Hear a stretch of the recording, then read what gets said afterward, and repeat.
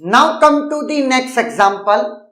A hardwired CPU uses 10 control signals S1, S2 up to S10 in various time stamp T1 to T5 to implement 4 instructions I1 to I4 as shown below. ये table आपको given है, time stamp के respect में instruction के corresponding control signals आपको given है. For example T1 time stamp पर I1 instruction S1, S3, S5 control signals generate कर रहा है. अगर T3 टाइम स्टैम्प पर I3 की बात करता हूं S2, S6, S9 and so on. Which of the following pair of expression represents the circuit for generating control signal S1 and S10?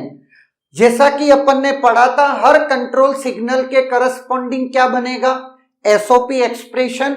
लेकिन इन्होंने क्वेश्चन में पूछा S5 और S10 का. साथ में एक और चीज बताई है, IJ plus IK into Tn indicates that control signal should be generated in time stamp Tn in the instruction being executed is IJ और IK. क्लियर है? मतलब अगर मैं बोलूं I1 T1 plus I2 T1 तो हम I1 प्लस I2 ब्रैकेट के बाहर T1 लिख सकते. कुल मिलाकर के जो हम लिखते हैं इन्होंने ज्ञान दिया है. सबसे अच्छी बात यह है कि गेट में ज्ञान बहुत देते हैं ये लोग, जिससे कंफ्यूजन ही आपका ना रहे ना. अब अपन चलते हैं S5. S5 कहां कहां यूज आ रहा है? सबसे पहले S5 आपका यूज आ रहा है T1 टाइम स्टैम्प के सारे ही इंस्ट्रक्शंस में, है ना. तो जब सारे ही इंस्ट्रक्शन में यूज आ रहा है तो T1 I1 plus T2 I2 plus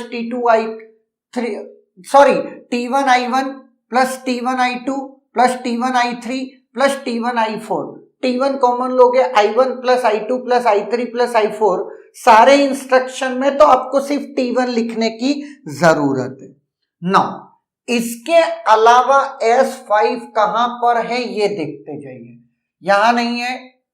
T3 I2 and T3 I4.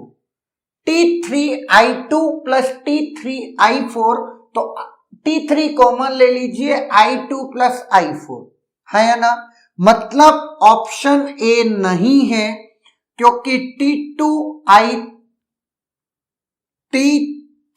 I2 तो है लेकिन T3 I4 नहीं है. तो I2 plus I4 into T3 B, C और D में से कोई एक ऑप्शन होगा, ए नहीं हो सकता.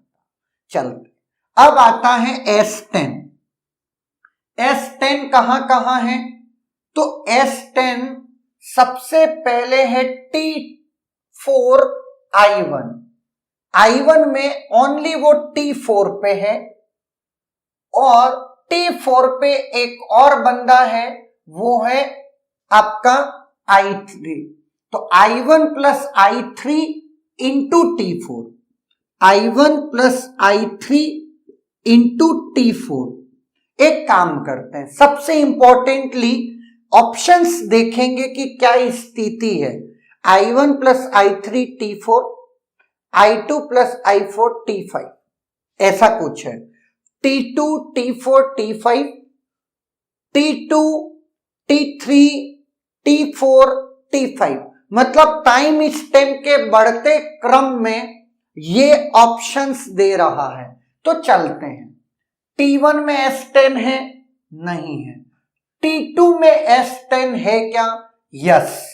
T2 में S10 कहां कहां है? I2 और I3. I2 plus I3 T2, I2 plus I3 T2. B can't be the answer, क्योंकि T2 का जिक्र ही नहीं है.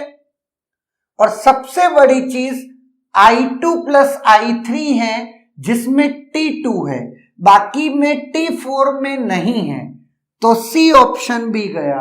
अब सोचो, हमको पूरा सॉल्व करने की जरूरत पड़ी नहीं ना। ठीक है, I2 प्लस I3 करेक्ट है, कोई दिक्कत नहीं। अब अपन चलते T3। T3 पे एक जगह है, that is I4 T3। I4 T3 ऐसे तो अपना डी ऑप्शन करेक्ट है, लेकिन अपन वेरीफाई कर लेते हैं। एग्जाम में आप मत करिएगा, आप आगे बढ़ते चलिए। हो गया, मस्ती अपन गेट के रिजल्ट के बात करेंगे। गेट के एग्जाम में मस्ती नहीं करना है, इस बात का ध्यान रखना। नौ, अब आते हैं T4। T4 में कौन कौन? I1 plus I3, I1 plus I3, बहुत ही उम्दा। इसके बाद T5 में I2 and I4, I2 plus I4, ये भी बहुत बढ़िया। Option D is the correct answer. ये गेट 2005 में 2 मार्क का क्वेश्चन था। हर हमेशा क्वेश्चन इसी वे में रहेगा, किसी प्रकार का कोई एम्बिग्यूटी नहीं है। और जब आपको ये कॉन्सेप्ट पता है, 100% श्योरिटी के साथ आप आंसर करेक्ट करोगे, ये मैं गारंटी दे सकता हूं। Okay, is there any doubt?